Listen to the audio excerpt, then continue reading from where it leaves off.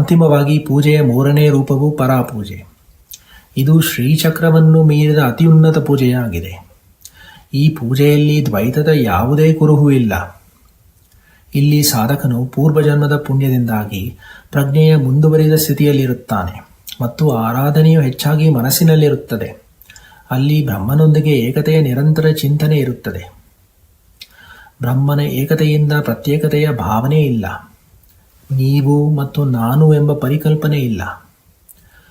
ಒಂದು ನಿರ್ದಿಷ್ಟ ಪ್ರಗತಿಯ ಸ್ಥಿತಿಯಲ್ಲಿ ಈ ವ್ಯಕ್ತಿಗೆ ಇನ್ನು ಮುಂದೆ ಚಿಂತನೆಯ ಅಗತ್ಯವಿಲ್ಲ.